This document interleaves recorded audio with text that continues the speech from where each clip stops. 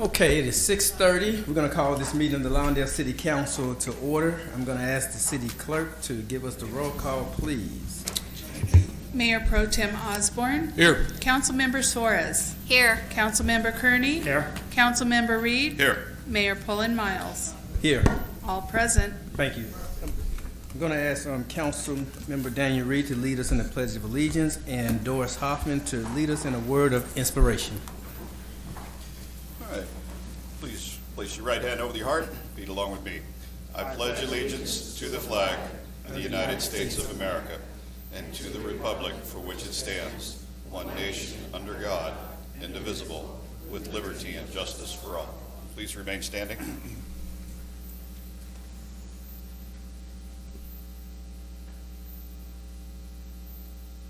Please bow your heads with me. Our Father in heaven, we thank you for the privilege this evening of meeting here in these council chambers. We thank thee, Father, not only for the community of Lawndale and for our leaders and the people here that serve us, but Father, we thank you for our government across the United States. We thank you, Father, for the privilege that we have of living here. Be with our council members tonight as they make decisions. Help us, Father, to always be able to get along and discuss ideas, even though we may not always agree with each other.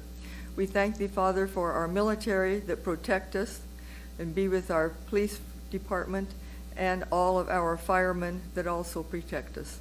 We ask these blessings in your name. Amen. Amen.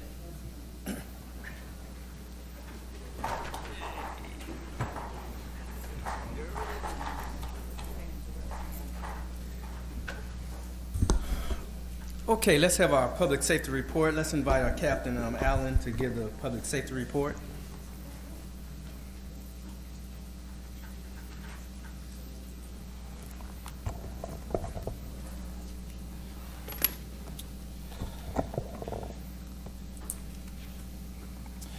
Good evening, Mr. Mayor and members of the City Council. I'm here tonight to present the public safety report from August 5th through August 18th. On August 7th at 3 p.m., Deputy Christopher Quiones conducted a patrol check in the Best Western Hotel parking lot regarding numerous complaints of narcotic activity, prostitution, and lewd conduct.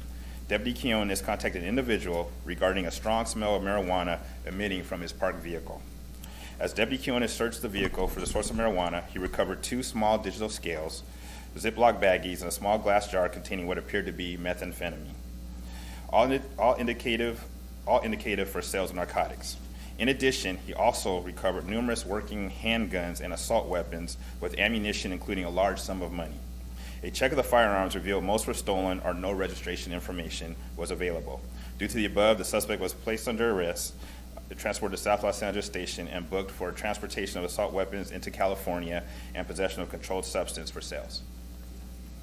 On August 8th at 10:30 p.m., Deputy Blake Corrigan conducted a traffic stop at Hawthorne Boulevard and Rosecrans Avenue for a no headlight violation.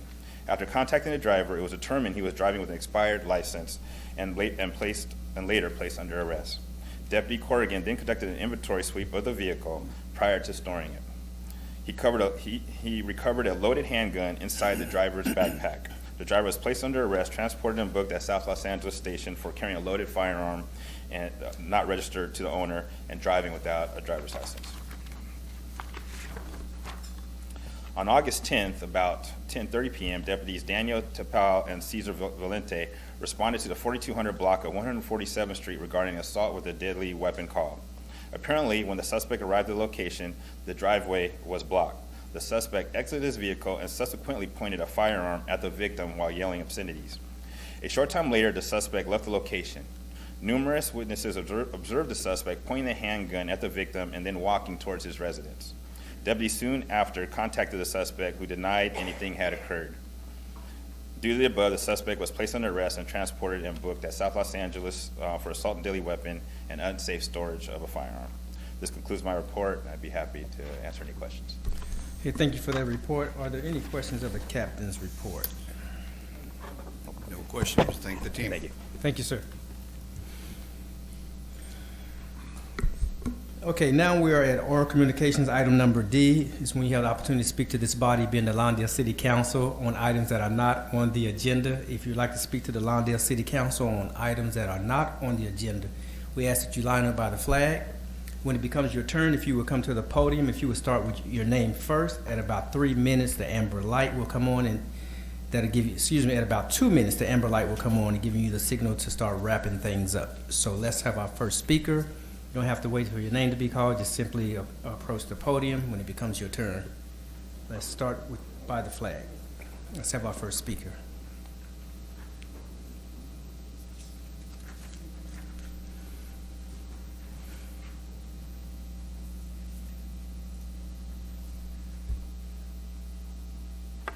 Good evening. Gary White, City of Lawndale. One of the things I'd like to mention, it's all over the webpage, the city webpage, is Cleanup Week is coming.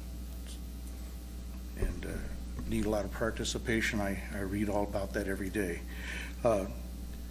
You just heard the safety report. And it really bothers me that I was watching the news before I came here, and the governor signed into law a law that puts handcuffs on our law enforcement before they go out. I mean, you just heard the stuff that they are up against. Drugs, multiple weapons, just really bad elements out there that they have to deal with. Yet they put something else in there, and it's probably pretty vague anyhow. But it's like putting handcuffs on our law enforcement before they go back out. I went to the National Night Out. I thought that was very successful. A lot of people was there enjoying it. We got to meet a lot of people, a lot of the law enforcement and the fire department and such, and some of the people from the city. I noticed that there's nothing happening at the old 99-cent store, and I really wish that there's somehow you could put pressure on them to do something with that property. It just looks like it's a homeless encampment there.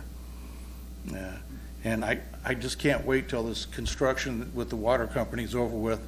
I'm tired of washing my car and then having to wash it the next day. It is just, you never know when they're going to stop your street from parking and stuff, so sooner the better when they're done. Anyhow, thank you for allowing me to speak. Thank you. Yes, sir.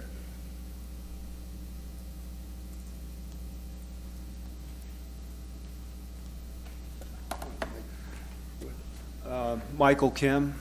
Ed Abood. You want to go first, Ed? Okay. Our home is located, we're in a 5-unit condo. We're in separate units. Anyways, our home is located at the end of a cul-de-sac on 171st Street, right next to the railroad property line. And we have been receiving notices since the end of last year to cut our hedge down to a height of 30 inches.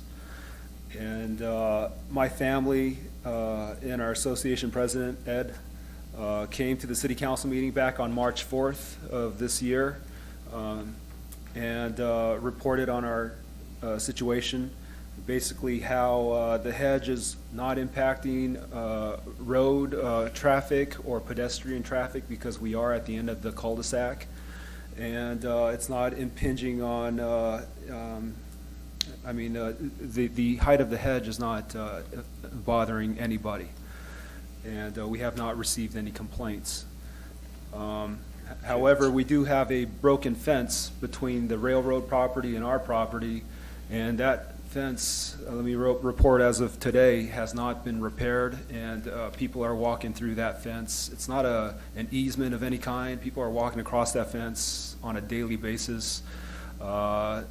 We were on vacation a little while ago, and Ed said he was chasing away people. There's a little green strip there, and about twice a week there are younger, I guess they're not teenagers, but a little older than that. They like to smoke weed and sit on the grass right there in that green strip. And I've got 3 young children, ages 2, 4, and 6, and I just want to have that hedge the way it was. When we left our meeting back on March 4th, I heard all the council members pretty much unanimously say, hey, don't cut the hedge, and I believe you folks asked the city planner to look into the matter and see if there's anything we can do. We left there feeling like, hey, I think the hedge is going to stay. However, just last week, we received a final notice, and I was surprised to see that. The final notice said, hey, you have until the end of this month to cut that hedge down to 30 inches. And, that's a shock to both myself, my family, and also Ed. Thank you. The biggest concern, Mayor, is the fact that Mike has got these 3 little kids, and that the amount of traffic that we get through that little greenway there is amazing, and they're not our finest citizens. And it's a concern. And I can't be calling the sheriff constantly. I mean, they'd be there all the time. And I know they're up and down the tracks. But with Mike's little ones out there. Okay. Thank you, sir. Thank you. Yes, ma'am. Good evening. My name is Jessica Romero, and I'm the manager over at the library. And I just wanted to take the time to invite you guys to our Small Business Saturday workshop this Saturday. This free workshop will cover how to become an entrepreneur, steps to opening a business in LA County, where to seek financing for your business, latest information on business taxes, how to obtain a business license, library resources for small businesses, and much more. Everyone is welcome to RSVP on our website. Thank you. Have a good night. Thank you. Yes, ma'am. Pam London, 171st. I also watched the news and saw exactly what Gary saw. I think our governor is making a huge mistake. We all know things have happened in other districts, and I understand people's outrage and their hurt when they've lost somebody. But I also understand that those officers are human, and split decision. Hey, I've already explained, if I'm a hothead, I couldn't be a cop, I'd kill everybody. But regardless of that, let's move on to this fence. This is the same family that you granted 12 inches to. I understand that they would like to keep their hedge. Well, I'd like to have a solid wall and solid fence too. I'm not allowed, and I don't think anybody else in the city is either. When y'all changed that code, it only truly affects a few households in this city of, 33,000 or something? So if you allow this, then that's just another slap in the face. You've already granted them an additional 12 inches. So they're not limited to the 48 that the rest of us are. They get 5 feet. We only get 4 feet. They get 5 feet. And I'm sorry, yes, a hedge, although it, takes away the view of anybody seeing their kids, 5 feet makes it very difficult to reach those children. And I never understood why you changed the code, but if you change it again, shame on you. Change the code for everybody then, the whole city. It's not fair to do it for a couple of households in the city and the rest of us, no, y'all be damned. Thank you. Thank you, ma'am. Yes, sir. Randall Abram. I live in an HOA just down the block from them, and when I first moved here 22 years ago, the HOA was building an 8-foot fence in our front yard. Well, they had to cut it down to 4 feet, of course. And actually, the way our unit is set up, we've got a high retaining wall. The height doesn't really affect the vision, but still, we cut it down to 4 feet. Now, at the corner of Fremona and 171st, there's a house that had a 4 or 5 foot hedge, and that's a very busy corridor, and they had small children in the yard at the time. And when they were told to cut down their hedges, they cut it down like right away. I think the city seemed to bend over backwards on this in 2 respects. First of all, there's been no enforcement on this until this 5-foot fence rule was set. And that 5-foot fence really affects them and only 3 other houses in that whole area.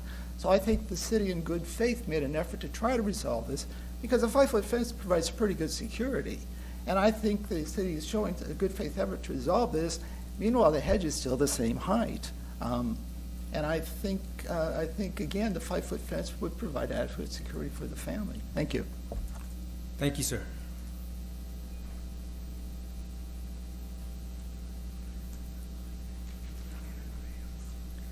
My name is Doris Hoffman, and I looked around this evening, and I didn't recognize some people that I thought I should recognize that were at the volunteers' dinner the other night.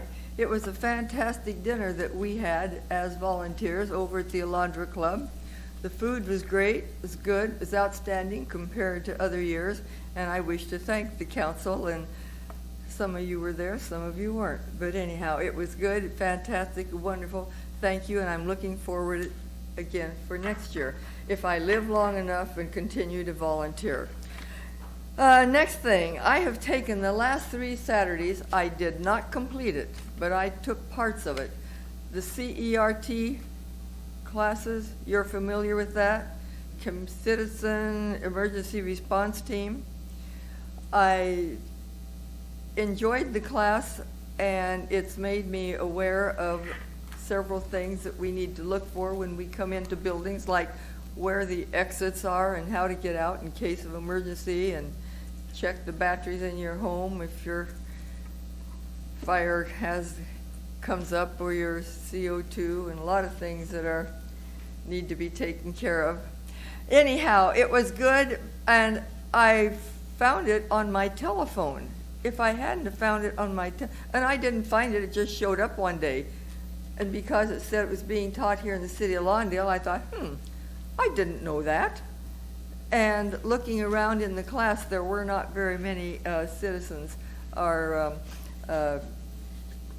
gentleman from the municipal services was there, and one of our school board members was there, but I didn't recognize anybody else. Anyhow, if you see the class taken, I would suggest people and our citizens take the class. And I wish again to thank our police department, our sheriffs behind me, for their services and the things that they do for us that we're not aware of. Thank you, ma'am. Okay, I'll bring you back to diocese for some comments from the council. Let's start with Councilmember Daniel Reed. Anything to add? Good evening. Thank you, everyone that spoke. Really appreciate your time. I want to see, in regards to Mr. White, on the 99-cent store, Sean, could you update us? I believe we have a project in plans out there. Yes, thank you, Mr. Mayor, Council. We have the Family Dollar that's been approved to move forward. We were informed last Thursday they're having some difficulties with the property owner on working out the scope of work and finding. Family Dollar has informed the department that they plan on still moving forward and pursuing their building permit. Very good. Thank you much.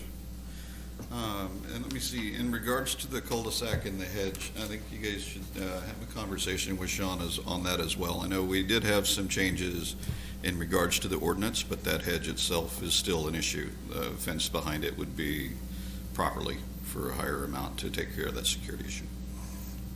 That's correct. So the way the ordinance was adopted by the council, it benefited the whole city-wide, not just specifically that cul-de-sac, but it went city-wide. And we looked at it thoroughly, and the Planning Commission recommended approval and recommended forward to council for adoption. Mm-hmm. Thank you.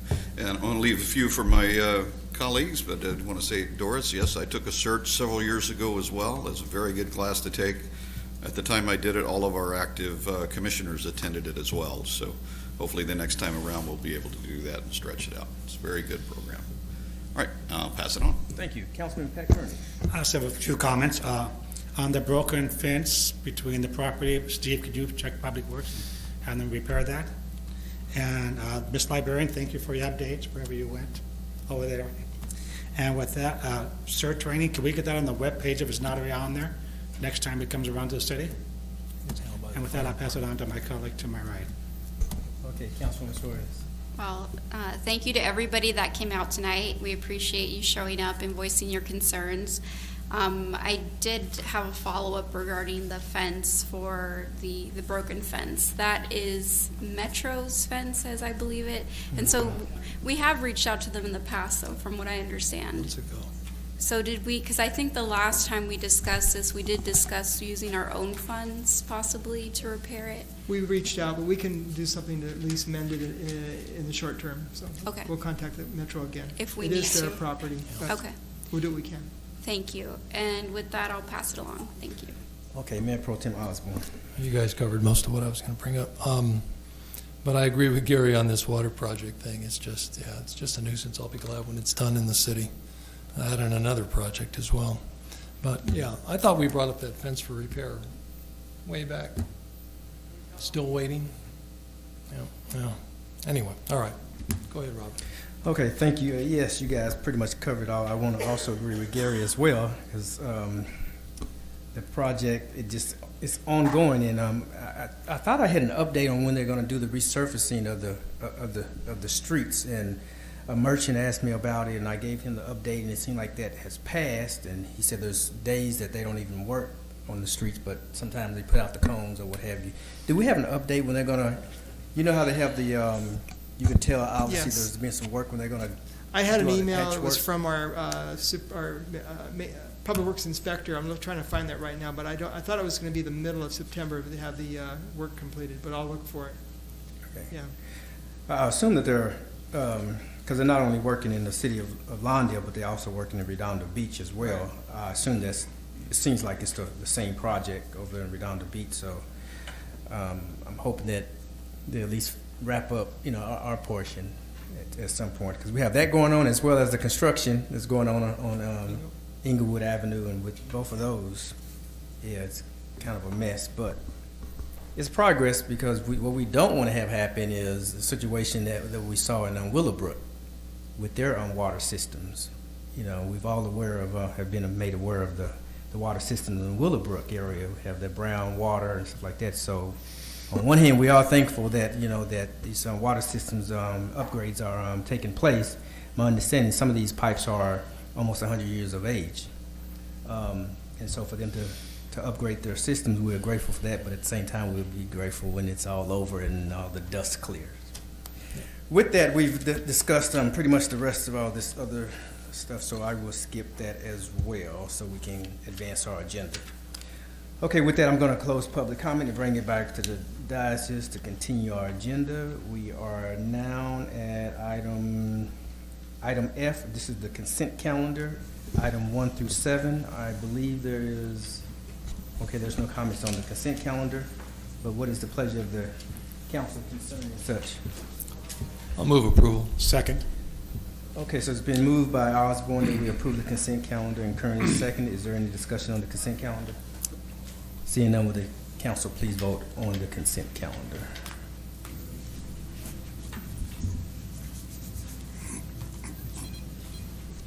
Motion approved unanimously. Thank you, madam. With that, we are at item 8 under administration. We do have two people that would like to speak, or at least a speaker on at least item number 9 and item number 10. If you'd like to speak on item number 9 or number 10, you can do so at this point. I believe there was someone that indicated. Oh, well, let's do 8 first. Yeah, you're right. Thank you for putting me on. Prepare yourselves for item number 9 and item number 10, those who would like to speak on item number 9 and item number 10, but we're going to backtrack really quick to item number 8. Under administration, let's give the report. We need a report for this? Item number 8 is ordinance number 116319, amending Municipal Code Chapter 3.12, Claims and Demands.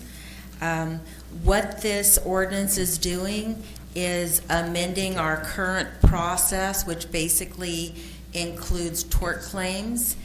Instead of having claims come to council and then be mailed, the checks after the fact, what is being proposed is that we modify our processes so that we're actually doing checks on a 1-week process. We're issuing them, and then we're coming back to council with those for your review. The government code allows that the finance director could basically review those and submit them if we have a proposed budget that these claims are based on. So these are ordinary expenses that are based on the budget. There's a process in place in the ordinance where there is reviews and checks and balances by departments.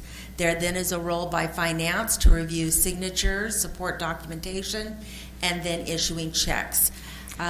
What this process also does, it expands when we come to council then after the fact, is we will show you all of the claims that have been processed since the last meeting. In addition, we would be adding electronic fund transfers and ACH payments that have not been presented to council in the past. It would continue to exclude ordinary costs for payroll, salary, and benefits, but it would be all ordinary costs that are approved by the budget. So, providing council does approve that, those are the basic changes in the ordinance. Okay, very good. Okay, so that would be item number 8. Okay, is there any discussion? I have no questions, but I'll move to approve. I'll second. Okay, so the motion's been made that we approve item number 8, the ordinance, and seconded by Mr. Pat Kearney. We have the read the motion for us. This is ordinance number 1163-19, an ordinance of the City Council of the City of Lawndale, California, amending the Lawndale Municipal Code, Chapter 3.12, updating the process of claims and demands. Thank you. Okay, will the council please vote on item number 8?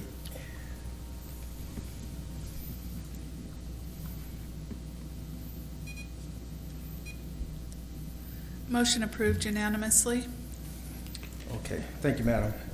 Now we're at item number 9. For those who wish to speak on item number 9, the selection of the franchise agreement award for integrated solid waste collections may do so at this time.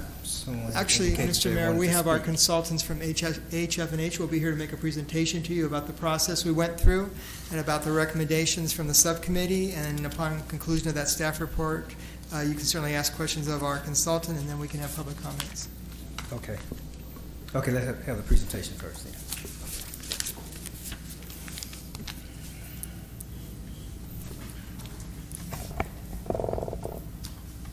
Good evening, council members. Mayor Paul Miles, it's good to see you Yes, sir. again. Good to It's see been a you. while. Mayor Pro Tem Osborne served on the Solid Waste Committee with us 7, 8, 10 years ago, and we did it last time around, so it's good to see you again. And I'd like to start by thanking council members Reed and Kearney for their work on this subcommittee this time around. We spent a number of hours and appreciate your guidance and time. We can't hear what he's saying. Thank you. Okay, why don't you, yeah, there you go. Is that any better? I don't know. Test it out. Can you guys hear him now? I'm just too tall, Give I a fear. little test there. Should I take off the tape? Yeah, our audio engineer will turn it up a little bit as well. Okay, please proceed. And Councilmember Suarez, it's nice to meet you. We hadn't had a chance to meet before. So my name's Lathy Zett. I'm a trash expert. This is all that I do. I've had the opportunity to take the city through this competitive process 4 times now, going over 20 plus years.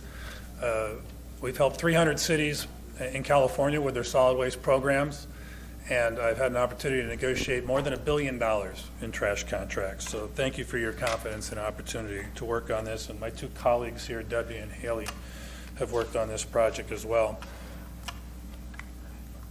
I just have a brief presentation, a little background to share with you on the schedule and the key terms of the new contract. Talk a little bit about what's happening in the trash industry locally, as well as nationally, and some of the trends that are impacting rates that are proposed in this city. And then we'll go right into the results of your RFP process and the committee's recommendation. In terms of schedule, we released the RFP in February. Proposals were submitted in April. You received 6 proposals, and that's a good, robust, competitive process. Some other cities like Manhattan Beach that went through a competitive process only received 3 proposals. So a lot of interest in your contract. The subcommittee, ad hoc committee members, Kearney and Reed, along with city staff and ourselves, interviewed all 6 proposers. Everybody had an opportunity to come and present their proposals. And then the committee narrowed it down to 3 proposals for further consideration. We negotiated final deals, finalized contracts with all 3 of those companies, and we brought back the one that was recommended.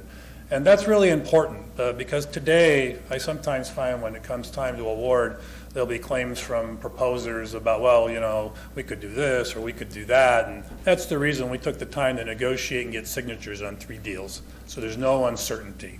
What's before you is real and what people were willing to agree to, and all the details have been worked out. So some key terms of the agreement. You know, the franchise agreement is more than 100 pages. It's a long, comprehensive document, but just a few key things I wanted to make you aware of. It's a 7-year term. City has sole discretion to extend it up to 24 months beyond those 7 years if you choose to at the end.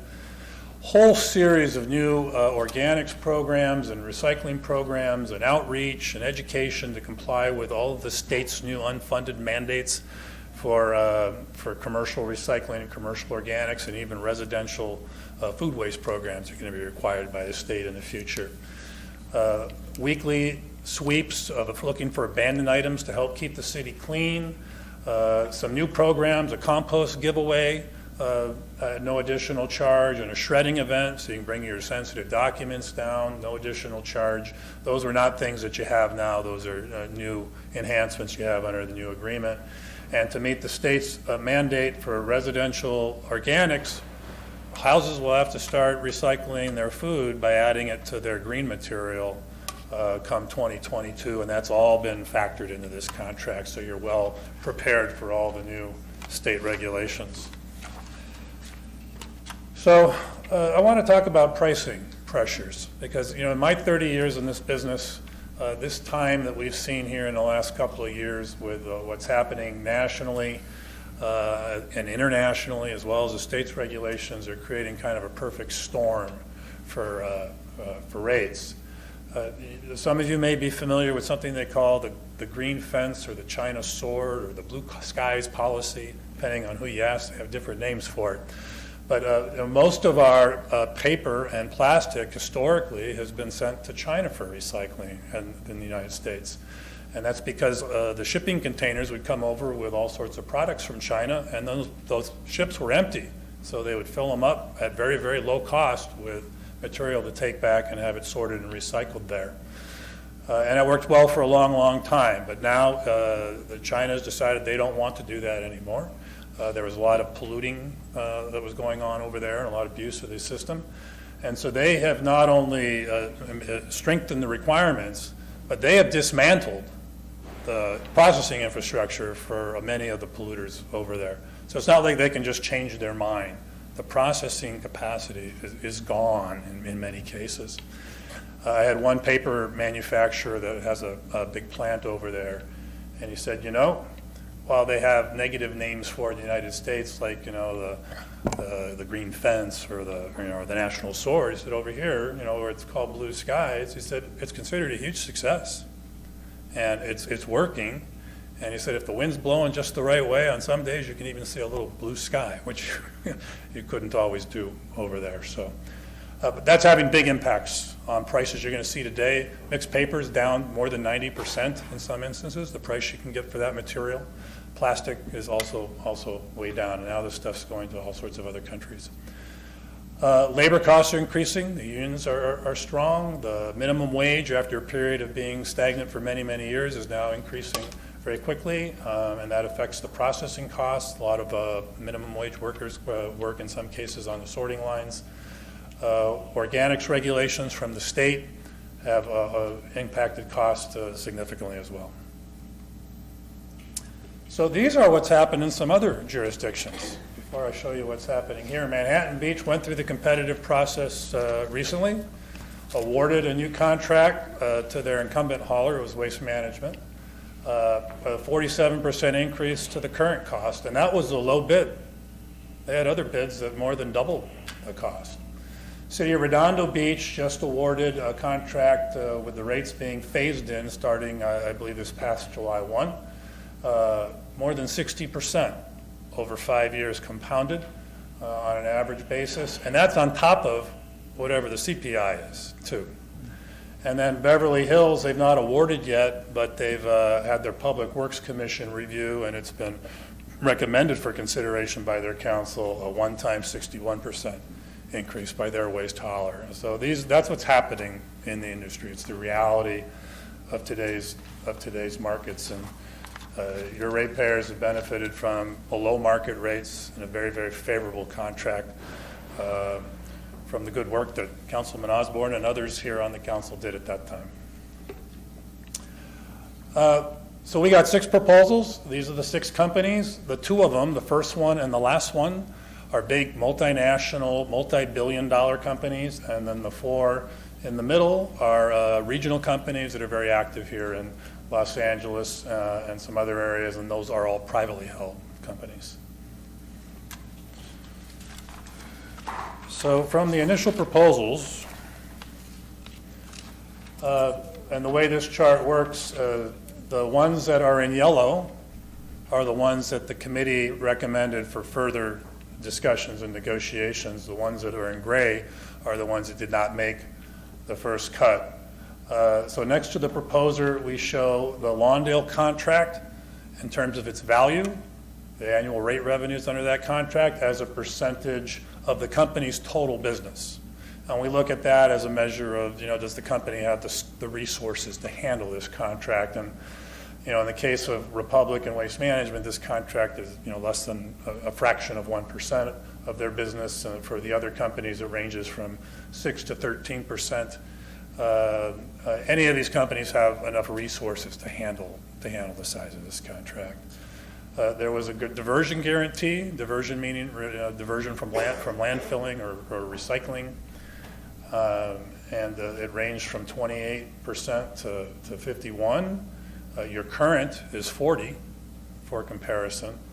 And so the Republic, one of the items the committee picked out is if their proposal was going to be considered further, they needed to be able to negotiate a better diversion guarantee. Next to that were the number of exceptions. There was the 100-plus page franchise agreement was part of the RFP. Companies had to indicate in their proposal if there were things that they wanted to renegotiate. And only one of them kind of went a little unusual on us there. Waste Management had 36 items, many of which were shifting risks significantly back to the city. So the committee disregarded that proposal based on that.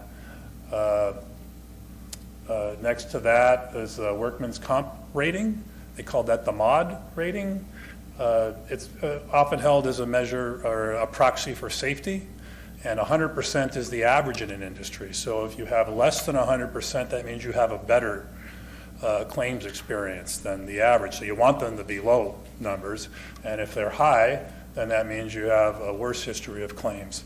And some people may say maybe perhaps a less safe operation, but there could be other things that are going on there as well. Ware had the highest, which means the least desirable MOD rating. And then over in the last column was the annual rate revenue or the annual cost, including the food waste program, which was to be folded in a couple of years. You can see the NASA proposal, they're just out of bounds at $5.7 million. So the committee disregarded that one too. So with NASA and Waste Management disregarded for the reasons that I described, that left 4, and of those 4, they felt that Republic, UWS, and Waste Resources represented the best possible proposals for the city for further discussions. So from here on out, I'm going to tell you about the final deals that were negotiated. So this is what's been inked, what's been signed. So the residential rate, your existing rate at $15.50 will increase by $8 or $10 or so to under one of these proposals, from 23 plus to 25 plus dollars a month. In terms of commercial, you have all sorts of different commercial services. You have bins of different sizes, different frequencies, but the most common bin is typically the 3-yard container collected once a week. But there's other services as well. There's recycling, there's organics that those customers have to comply with law. So we took as an example the 3-yard trash rate, a 2-yard recycling rate, and a and an organics cart and added those all together to come up with this example. So under your existing contract, that customer would pay $142 a month. Republic was the lowest for that combination of services, followed by WRT and UWS. Now, the companies had flexibility to propose any commercial rate structure they desired. We wanted the market to be able to tell us, what they thought. So in Republic's case, they proposed zero cost for recycling or for organics. So the customer can receive those services at no additional charge. WRT and UWS proposed a lower trash rate by itself, but then when those other services are added in, it's more costly in this example. But you can come up with different combinations of services that may give you a different ranking. So, the best overall way, really, if you're trying to look at cost, is, well, what's the cost of the whole contract, over the term of the agreement? And they're very close. Here over 7 years, and this is in current dollars, it ranges from $28 to $29 million. The range from the high to the low is less than 5%. So it's a pretty tight range on an overall basis, but, rates for individual levels of service can vary significantly depending on which contractor you're looking at. So these are if you're looking for one place to see the final terms, this is where it is. So, and these are just shown here, alphabetically. So Republic, we were able to increase their diversion guarantee during negotiations to 40%. Remember, they proposed initially 28. We got it back to 40 where it is now. And that's a good result. In Manhattan Beach and in Beverly Hills, the diversion guarantees in their new contracts, or proposed in their new contracts, are many, many points below where they were in the old contracts, reflecting what's happened in the recycling markets and losing the ability to divert some material. So to be able to keep yours at 40 is actually a good accomplishment. That being said, UWS and WRT were willing to guarantee an even higher level of recycling if you were to go with their proposals. Of these three contractors, Republic had the best rating for workers' comp, the best claims history. Next to that, the single-family rate, including food, and then next to that, the commercial rate for that combination of trash, recycling, and organics that I showed you on the previous slide, and then the 7-year cost. Over on the far right, Republic's the only one of these three companies that owns a landfill, so the only one that could give you a guarantee of disposal capacity for the term. But all three companies own a material recovery facility, so they have a place to be able to take the material and have it transferred to more distant locations or processed. So before I get to the subcommittee recommendation, I do want to thank all the companies that participated and the three that participated in further discussions. It's a lot of work. It's a lot of work to work on these proposals. And, I think I speak for the ad hoc committee when I say that the city was very appreciative of all the effort the proposers put in, and thank them for that. So the subcommittee is recommending Republic. The overall costs are similar, and so the focus became on some other features. Continuing with the incumbent hauler would minimize or avoid the risk of transition with the new service provider. We've seen some of those, and when they go, even when they go well, it's a challenge, and when they don't go well, it can be a real difficult, problematic situation. The all-in-one commercial rate structure which the company proposed, there's no additional charge for the recycling or the organics program. That will maximize your chance as a city of complying with the state recycling mandates, because it'll be easier to get the customers to accept the containers, because they can reduce their trash rates by doing so, because they can reduce the size of their trash container, this commercial side, or reduce the frequency that it's picked up. So there's a real incentive for the customers to participate. Republic owns a landfill, which gives you an assurance of disposal capacity, and if you ever have an earthquake or some major disaster that affects the whole region, because they operate, nationally, they do have other resources they could bring in those situations to help out. And as I understand it from both the Public Works staff and the subcommittee, the city's pleased with the service they've been providing. So the last slide is the next steps. The city staff is seeking direction from the council to authorize the city manager and city attorney to process the agreement in a form that's final and substantially similar to what's in your packet. So with that, we can either take questions now, or if you want to do it after the public comment period, we can. I was asked to respond. There was a letter submitted today by Universal Waste Services, and another one that was submitted by Waste Resources, two of the other finalists. Had a handful of items in there. I'm prepared to speak to those, but I wonder if it would be best to hear the public comment and then do all that at one time. So whatever the pleasure of the council. Okay, we'll come back to that. I'm going to ask my colleagues if there are any preliminary questions of you first before we go to public comment, and then we'll come back for additional questions. Are there any preliminary questions you want to answer? Clarifications, anything? You don't have any clarifications? Okay.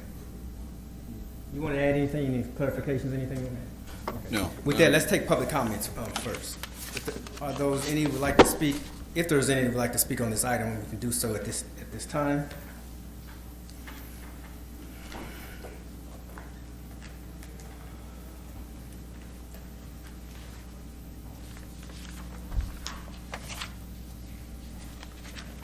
How do I hand this over to?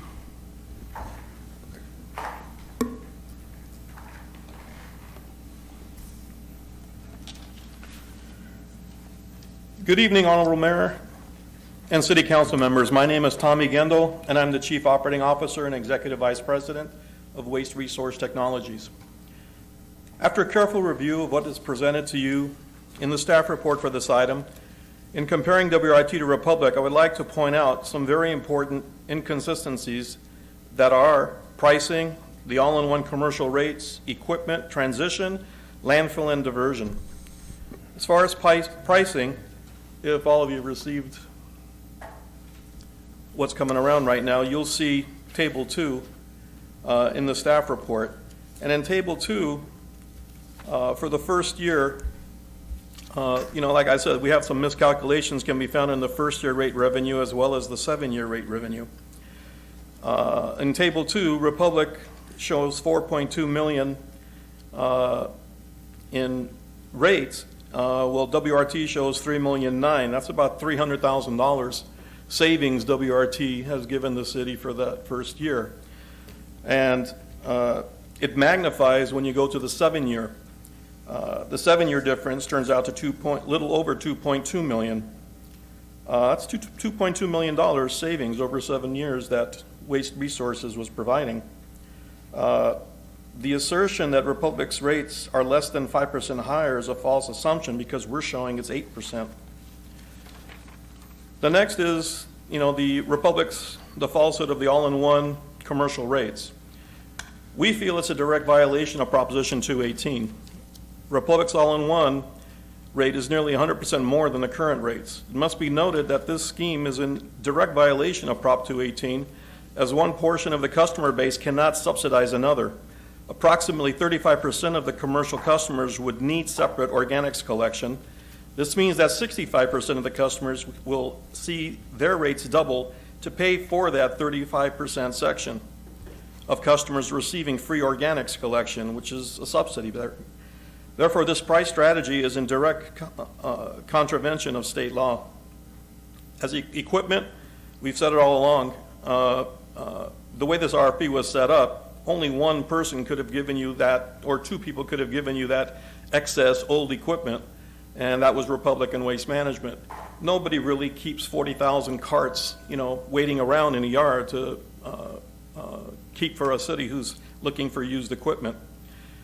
Keep in mind, this has been close to 20 years they've been here. Transition issues, of course there's transition issues. That's what's going to happen if you're going to change the carts out. Landfill, the Republic is the only one who has the landfill compared to us. but that gives them a disincentive to get diversion. They'll do what they can to increase that landfill when they can, whereas we have our processing and we're trying to maintain the processing rate. That's time. Can I continue, or Thanks. since I'm the only speaker, it seems? Yeah, just wrap it up for me. Okay. Landfill, and because of the landfill, that they own the landfill, it's a disincentive, like I said, for diversion. As you saw earlier, Waste Resources brought you the highest diversion rate of 51%. Republic started out at 28, but then they said we'll do 40 because they want to take material over to the Surf Energy plant, which is an incinerator. But Surf should be closing down around July 2020, and then what? It goes back down to 28%. So I ask the council to please reconsider what the staff has presented to you tonight in light of the facts that we brought to your attention. That's all I have, if there's any questions. Okay, we might have some questions. Just stand by for us. Thank you. Are there any others who would like to speak on this item?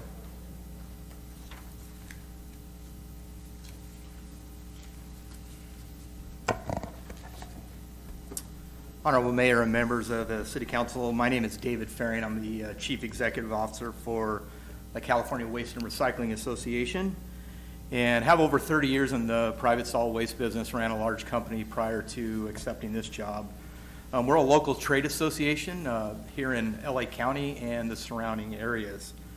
3 of our members proposed on your RFP, Nassau, Ware, and Universal Waste, and Universal Waste was one of the finalists, and 2 of the 3 actually provided lower cost than the contract you're considering tonight. I just want to share a couple things about some of the items before you make this decision tonight that, as an association, we have some concerns with. One, transition of service. Not only our members, but all the members, or all the companies here have had transitions and do it quite successfully. So I wouldn't let that be a reason why you wouldn't want to make a change on service providers.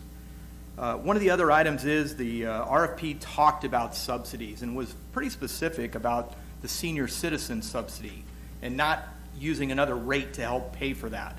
Well, clearly the all-in-one commercial rate that's being proposed here is going to be subsidized in some fashion because there are going to be customers that don't need recycling and don't need organics, but yet they're going to pay a higher rate to pay for those large generators that need that service. In the evaluation portion of the RFP, they talked a lot about the cost and the reasonableness of the cost and how they tied together between the cost and your operations. And I just want to give you kind of an example of, you know, a customer that's maybe got a 3-yard bin picked up 3 times a week. Under the new rates, that rate's going to be $538 a month.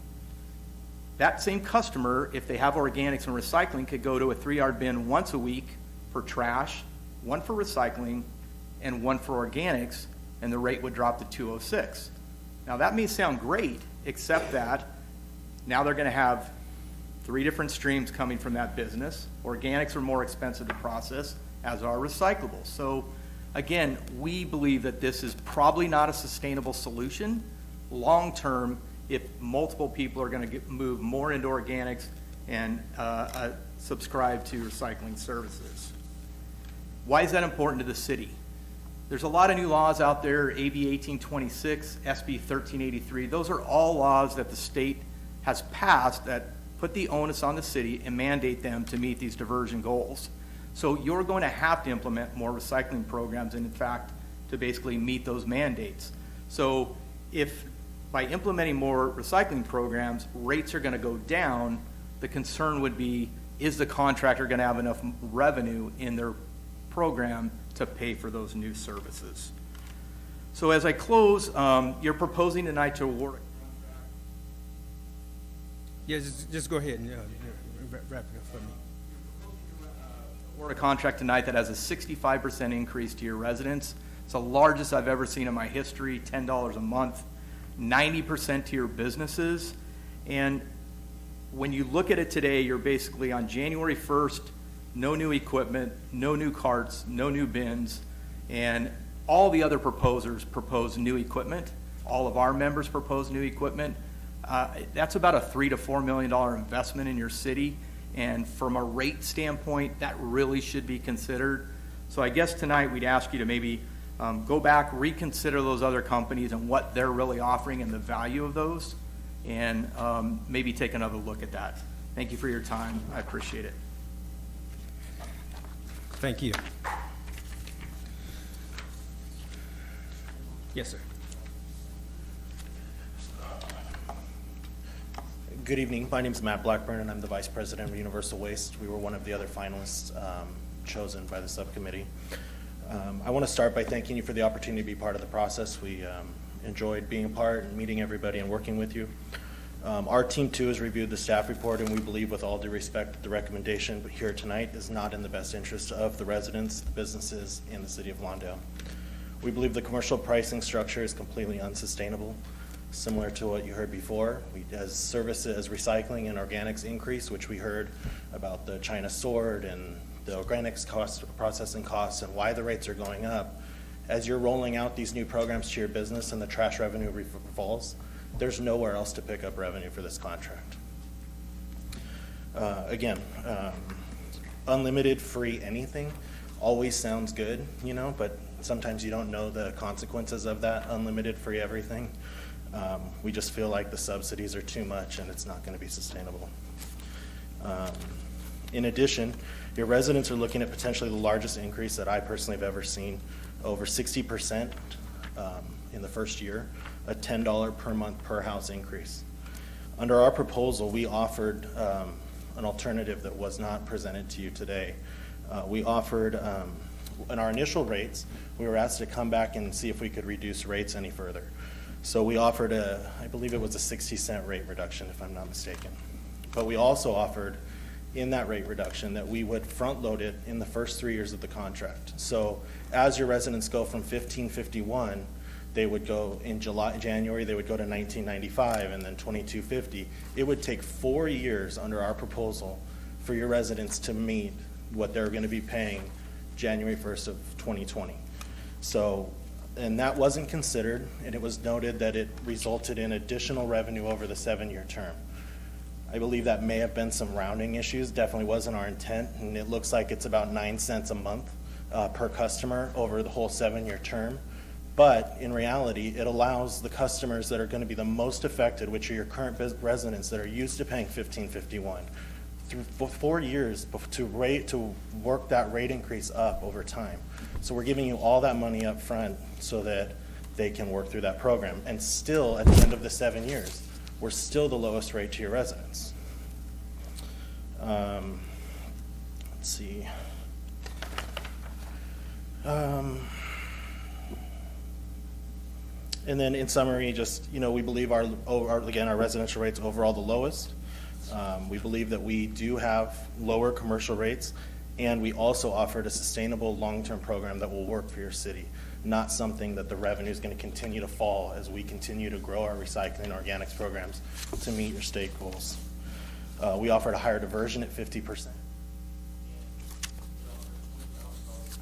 In local scholarship programs and community partnerships that would be paid out to youth groups and soccer leagues and baseball leagues, but also to your schools to help give $10,000 a year to graduating seniors to go to college and continue on. So that also wasn't part of the presentation tonight, but we felt that it was important to note. So we believe that we're the best proposal. We believe we'll give you the best service, and we ask you to reconsider and vote for our proposal tonight. If not, at the very least, we would ask that you'd reconsider, send this back to the subcommittee, and let us talk in more detail about some of the serious concerns that we have and why we don't think it's the right program, and then bring it back after that and see if there's anything to that. So thank you for your time. Appreciate it. Thank you. Okay. Maybe our consultant can help us with some of these questions.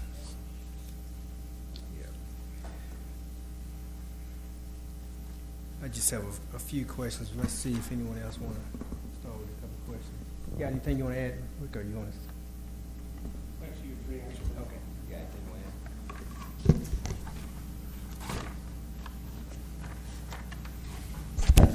add? We hear a lot of mention of the rate increasing for the residents and for each household.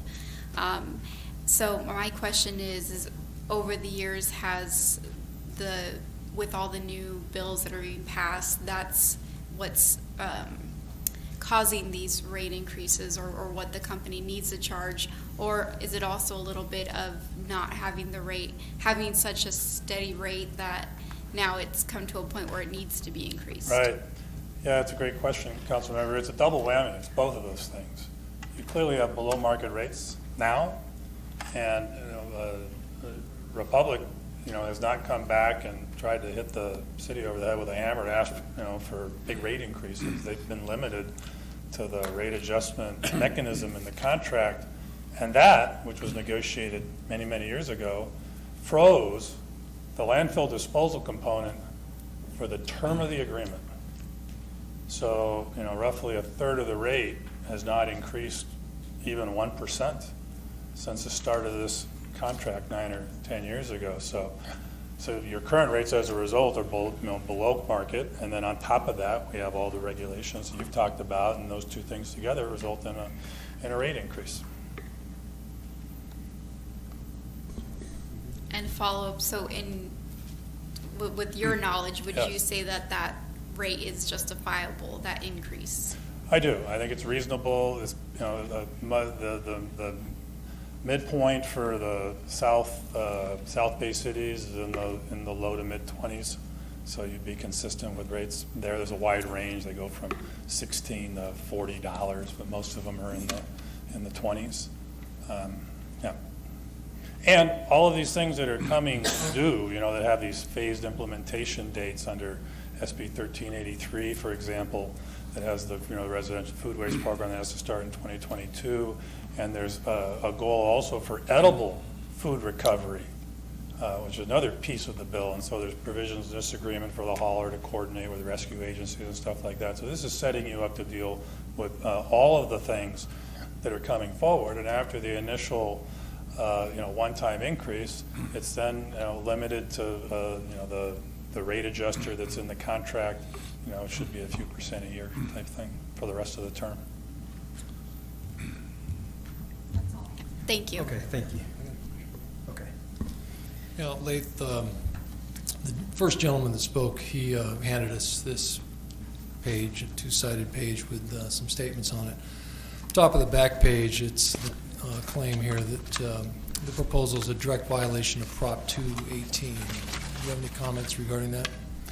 I spoke with that with your special counsel from Tiffany's firm earlier today. I don't know if you want me to take the question or if you. She didn't see it as an issue. The companies had the ability to propose the rate structures that they thought were appropriate in the industry and for this city. There's not a subsidy between residential and commercial. They proposed a system that they think will maximize recycling for commercial ratepayers. So my understanding is there shouldn't be an issue. Okay. If I could add to that, Sure. Jim. First of all, tonight we're not approving rates. That will be at a public hearing tonight. You're just approving the Understood. contract with the contractor. And second I just of all, want to see if there's validity to this. right, the issue about that, they're saying that there is a 218 issue because of the all-in-one rate for commercial, but not everything that goes into the all-in-one rate is something that's a property-related fee that's subject to Prop 218. So the people that won't have the organic bins, for example, that's not property related because not everyone has to have that. And you're not, this isn't creating, something brand new or anything like that. You're not paving new ground. There's a number of contracts where commercial recycling is provided at no additional charge already in other cities. I just want to be clear when a statement's made, what's the potential other side. There was another one where it said, it was regarding the surf incineration plant, and it's just raising the question of what happens when the surf plant shuts down 2020. Well, it's a waste-to-energy plant. I think they called it an incinerator, but it's not. It's a waste-to-energy plant, recovers energy, and it counts as recycling because of that under state law, which has been the law since 1989, 1990. One of the smaller waste-to-energy plants up in Commerce did close because their economics weren't working. Surf is a larger plant. There's been discussion for years whether or not their long-term viability, but as far as I know, they're still operating. If they were to shut down, that would have an impact on several companies' proposals, because a number of companies are using that. Yeah. Thank you. Okay, thank you. So you answered the question that I also had about Prop 218 as related to all-in-one rates. So I will skip that one. My question is also concerning the diversion rate in the landfill, seeing that Republic actually own the landfills. Does that pose a disincentive if you own a landfill, or how is that related versus those haulers that don't own a landfill? Yeah. Well, if you ask the companies that don't own landfills, they will tell you that they have more of an incentive to, they being the companies that don't own them, to recycle more. If you ask the companies that own the landfills, they will say that's not the case. That's why, though, we like to make sure there's a guarantee in the contract that tells us what we're getting, regardless of what facilities you may own or not own. There was a situation in another city in LA County where a company that didn't own a landfill, and they just shut down. They just stopped processing the waste at the MRF. Just stopped. The city could have called them into default, but under their contract, but didn't. They did assess a whole bunch of liquidated damages. That was a company that didn't own a landfill, but had a MRF, but they decided it wasn't cost effective because of the commodity situation to process the waste anymore. So I don't think the ownership of one or the other facility is going to be the determinant of how good a job they're going to do at recycling. I think your contract is the most important. Okay, so this guaranteed diversion rate of 28% would stand whether they own a landfill or not. Yeah, and it's 40 in the final. 40 in the final. Yes. It went 28 to 40, Correct, right? correct. 28 to 40. Okay, thanks for that clarification. Also, it was mentioned about new equipment versus existing equipment. So starting January 1, we won't get any new equipment if we award it to Republic. What is the significant? Everyone likes new equipment. Yeah. But what is the significance of having new equipment versus not? And is there a dollar value like assigned to having new equipment? You know, when we developed the RFP, we'd asked the subcommittee whether or not there should be a requirement to have to use all new carts as an example at the start. And the subcommittee wanted to get the best deal for the ratepayers and didn't want to mandate that if you have existing equipment that's already in place, that you should have to throw it away prematurely. That kind of goes all against the whole goal of trying to recycle and use things as long as you can. If you got carts that are functional, why would you say stop using them, recycle them, and here's some new ones? There are standards for all of the equipment, the vehicles and the trucks, in the contract for the term. I would expect that most, if not all, of the carts under the Republic proposal will be replaced by the end of the term because they do have a useful life, and then they'll have to be replaced, but you just wouldn't have to replace them all at the start of the agreement. Okay, very good. That's all that I have so far. Is there any additional questions? What about from the subcommittee? Subcommittee? Yeah. I have one question. So if these companies don't hit their diversion rate, is that a benefit for the city or a negative for the city? It would be a negative for the city. You want them to hit the diversion goal. And that will help you meet your state goals. And then one gentleman spoke about the senior rate. About which rate? The senior? Yes. Senior citizen rate? All the companies had an opportunity to revisit the senior rate and propose what they thought was appropriate, cost justified, and that information is in your packet. So no, just as a final note, as we're looking over the overall piece, you look at a couple of different components. We've pointed out a few within the risk, workers' comp, et cetera, things like that. We also asked for a couple of changes on the residential rate with a no change to any other rate. I won't name anyone, but someone actually came back and changed the commercial rate to balance that out. So that's led us to the decision that we've brought to your hands here. Yes, ma'am. Well, no, this was a follow-up. I didn't know. I see we have Republic in the audience. I don't know if they wanted to say anything.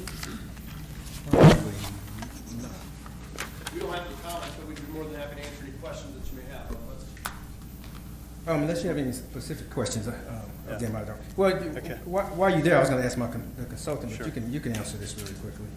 I was going to ask you to talk to me about, I see, an annual food drive and a summer internship program. Is this part of like the public benefit? Correct, yeah, so Ray Groth is General Manager with Republic Services. So part of our bid packet is our contribution back to the city. Lath had mentioned the edible food recovery. We believe we're at the forefront in the market of doing that. We've been doing it for a few years now, driving that. The summer internship is just another method of us environmental stewards of the community to bring students that may be interested in this career path and seeing what it really entails. And while I have you there, what can you tell me about the weekly abandoned item sweep? This is something I've been looking forward to for years. Sure. So currently there's a call-in program. Under the new RFP, I think every proponent had an opportunity to bid this, but there's some new wrinkles to the abandoned item, which includes some sweeps and some dedicated hours based on the city's need. Okay. And we're not talking about items that people place in front of their homes for a bulky pickup. These are items that are just dropped off, essentially dumped somewhere. Yep, correct. Okay. And does that mean you would go through alleys and things of that nature? Are you looking for these, or just driven by calls? Yeah, so it's not a carte blanche. So there's hot spots. You coordinate with the city staff to recognize those hot spot areas, and then there's also separate hours dedicated to cleanups as needed. Okay, thank you. And lastly, the annual compost. Well, I'll skip the compost part, but the shredding events. I'm interested in how I work in another city, and they have these events all the time, at least about 4 a year in another community. Are these promoted events? How do you promote the shredding event? Tell us a little bit about what does shredding mean? What are you shredding here? Lettuce? Not quite. It can look like lettuce at the end of it, but it's just documents, right? So anybody that has documents they save up and they want secure destruction of those documents, these annual cleanups provide them a method to dispose of that safely and securely, and it's at no cost to them. Okay. This would be great. I've always said that I was wondering why I can't get my documents shredded in Lawndale. I have to shred it myself. Okay, with that, that's all the questions I have of the applicant. Are there any additional questions? Thank you all. Okay. All right, so what is the pleasure of this body concerning your, we did take public comments. The subcommittee act. Yeah, okay, so what is the pleasure of this body? Well, the subcommittee is bringing to you to ratify contract or sign an agreement with Republic Consolidated Waste Hauler. Okay. Are you summarizing, or are you making a motion? Even though you're on the subcommittee still can make a motion. I'm just clarifying. Well, as having brought it to, we'll make a motion for that approval. Okay, so the motion has been made by Mr. Daniel Reed that we accept the subcommittee's recommendation to award the waste hauling contract to Republic Services. Is there a second? I'll second it. I'll second. I'll second it. You second? I'll second it. Okay, so it's been seconded by Mr. Pat Kearney. Is there any discussion on the motion? No, that's good. We can do that. Okay, seeing none, with the council, please vote.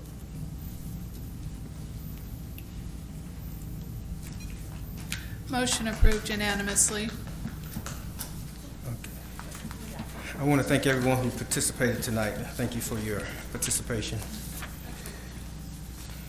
Okay. So let me go back here to see where we are on the agenda.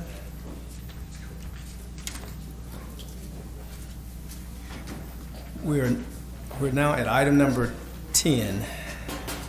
Are those, I think this young lady would like to speak on item number 10. Anyone else would like to speak on item number 10 may do so at this time. Everybody's leaving before the good stuff. By the way, item number 10 is a request to agendize a discussion on the proposed desalinization plant being proposed by the West Basin Water District. Yes, ma'am. Good evening, Mayor and City Council members. My name is Kelly Clark, and I'm here on behalf of LA Waterkeeper and Smarter Water LA. I spoke a few weeks ago at public comment regarding the proposed West Basin Municipal Water District desalination project, and I would like to thank you for giving serious consideration to this issue. Given the well-documented harms from desal and the shortcomings of this particular project, including the high cost of the water, the significant energy required, a failure to meaningfully analyze the impact the project would have on frontline communities, and the many other sustainable and environmentally beneficial sources of water coming into play, we would advocate that the City Council agendize a resolution opposing the proposed project. In the alternative, Law and Smarter Water LA would be happy to return at a later council meeting to make a presentation. I just want to remind everybody that as far as we know, the project will be coming up for a vote in mid-September, so there aren't too many council meetings between now and then if you guys would like to make your voice heard on the issue. Thank you. Okay. Thank you for those comments. Okay, so we have item number 10, a request to agendize the proposed desalination plant. Have any discussion on this? Mr. Pat Kearney, would you like to kick off some discussion? Yes, I'd like to see this come back on another agenda to talk about it. Okay. I have concerns about desal. I want to know where the salt goes when they take out the water. Do they put it back in the ocean? I don't think Mother Earth is going to take much more of it. I mean, we're already depleting our seafood. We're depleting the animals. Let's not add to it with putting the salt back in the water and make the Pacific Ocean the salton sea. Thank you. Any other? I have a comment. Personally, I don't feel like I have enough information regarding this to actually say opposing it. I was hoping for a little bit more of information in regards to the costs and, you know, how it will affect the environment, so we can actually see that. I know it says that there's supposed to be an environmental impact report. I don't know if that's come out yet. So me personally, I wouldn't be voting to oppose it just because I don't have enough information. I don't think that's what I want. I just Right. So Just- this item is just whether there's consensus to bring it back to have that full report with more Correct. information for you all to take an opinion. But the Well, way no, she brings up a great point. But the that way was my it's point. worded here, it's to agendize to a Oppose. discussion to oppose. It's just a discussion. Right, To bring right. back a discussion. Right, so we bring back a discussion, just so the record is show, if it's agendized, it would be for the express purpose of having a discussion. After those discussions are held, we can decide whether to support, oppose, or either stay neutral on the issue. So that's a point we're taking that I made note of. Yeah, so just to add to that a little bit, you know, we do have a local decel over on Catalina, so there's some details that can definitely come forward from us, and hopefully some of that information will also have marine biology reporting for us as to the actual environmental consequences. Anything else you want to add? No, just wanted to add too that I wasn't, so at that meeting, if we were to have it, I assume we would have both sides presenting regarding it. We would make an invitation to Golden State Water to also be here. I And mean, then- not Golden State, West Basin. And then I'm just saying that my concern is too, is how much it specifically affects our residents. So I don't know if it's something that we should be getting involved in, or if it's something that, you know, it's. Well, I would say that either side would love for us to be involved in it. And I mean, yeah, we're a small community, but obviously we benefit, or it's either to our benefit or our detriment, seeing that, you know, we will either be benefited by the desal plant, or, you know, or to our detriment, you know, even though because we're all going to use the water supply. Should the desals go in, we're going to use the water. Should it go in, there's be an adverse environmental effect. We, as residents, will enjoy those environmental, defects or what have you. So we definitely have a part to play. And the West Basin, they're looking for all cities to weigh in. Of course, if they had their way, of course, they would want you to weigh in as being in support of, because they know it affects the whole, state, and not just, coastal cities or what have you. Yeah, I'll say that I won't stand in the council's way if you want to have a presentation and a discussion on both sides, I'll say that I've been to the desal plant down in Carlsbad. I know the one on Catalina that Dan's talking about. My understanding from those presentations is there is no added salt put back in seawater. It's a net plus it's already salty water. So it's just a return of what was taken out. And but if you want to have a presentation with both sides, I guess we should let the scientists tell us, because for what I understand, it's the part that's problematic is the return of the salt. Once you extract and the return of the salt, it seemed like it shouldn't be any issue if you returning that which was extracted, but apparently, if you let some scientists tell you, a marine biologist, there is a certain effect when you return the salt back from maybe which at the it came immediate from. spot of where the discharge is, but then it becomes dilute back in the ocean water. But That's- again, that's if beyond you my wanna have a scientific discussion knowledge. with all presenters, go for it. So that's my question, to bring it back, to have both sides, hear both sides. We can do that consensus, right? Yeah. Okay, I think you have a consensus. So we'll bring that back. Okay. Yeah, with both sides, yes. 11. Okay, good? Okay, next item is number 11. This was asked by Mr. Daniel, Councilmember Daniel Reed, about the residential property report. You want to say something about it? Yeah, I'll speak to it. So, I mean, obviously, we put residential property inspection report in for a reason. That reason was mainly unpermitted in garage conversions. With the state making all the changes for accessory dwelling units, there's also some noise in regards to the courts not supporting our cases, as well as plans to try to put garage conversions back on the map regularly with no local control. So I think it'd be worthwhile for us to have a look, see what else is in there, have a conversation about this, and bring it back and talk about it. Okay, is there any discussion on it without objection?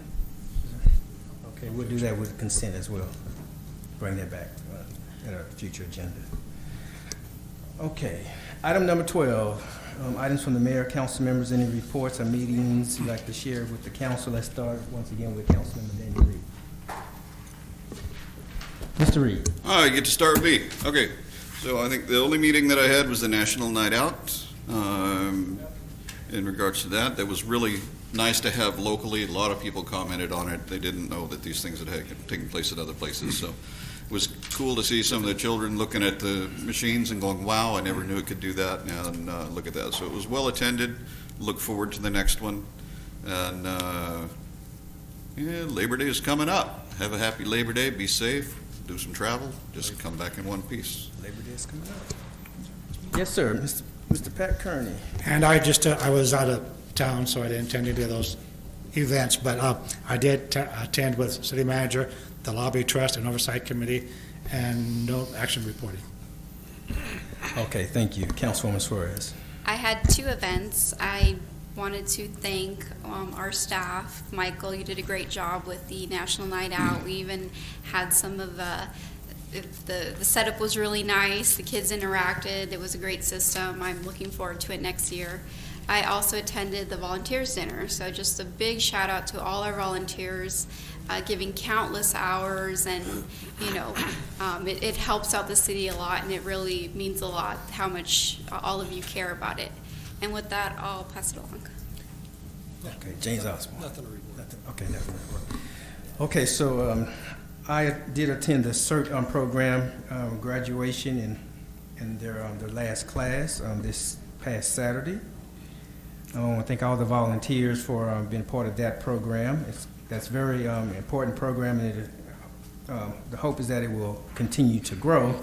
For those who are not aware, the program is basically training for everyday citizens, neighbors, so that when there is a disaster, the neighbors can act as the first responder, because we understand that the first responders, such as fire and a medic service, will be tied up. Let's say if there's an earthquake or what have you, and first responders will be able to be your neighbors, those who participate in the CERT programs, and we understand the importance of having every second count when there's an emergency or medical emergency because of these disasters.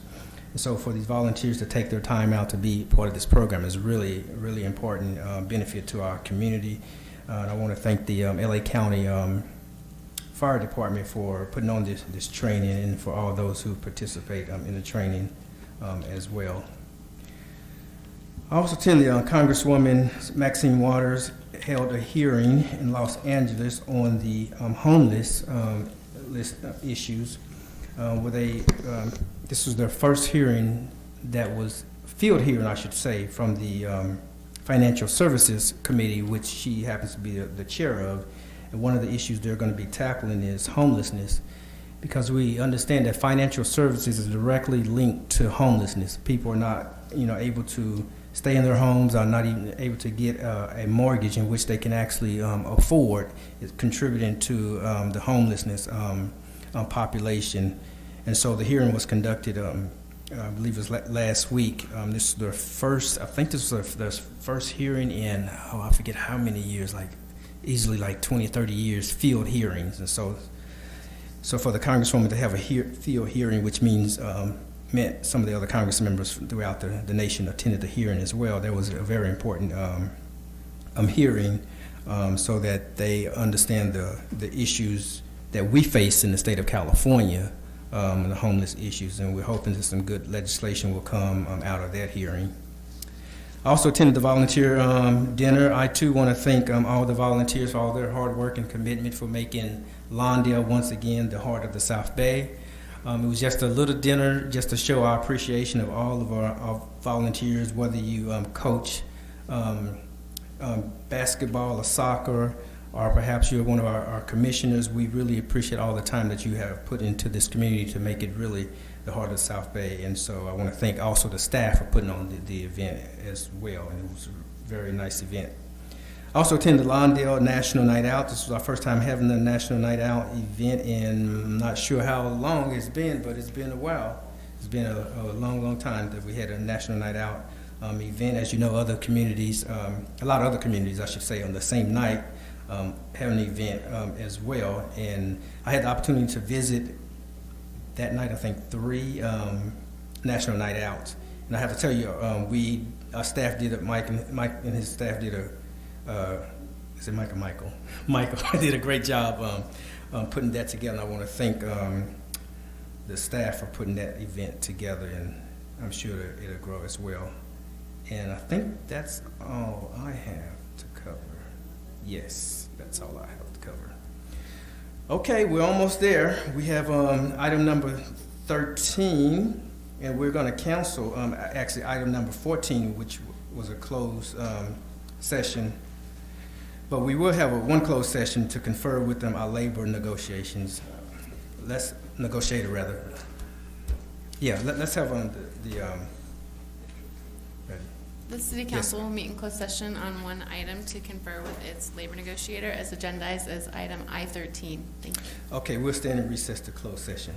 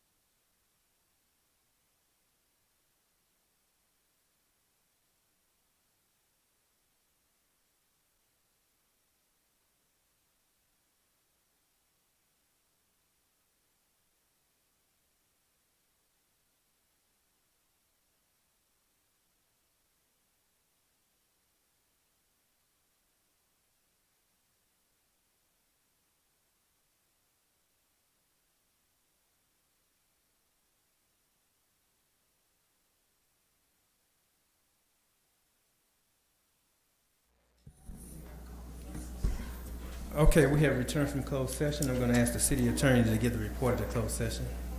The city council met in closed session on one item to confer with its labor negotiator pursuant to Government Code Section 54957.6. The council was updated, no reportable action. Okay, thank you for that report.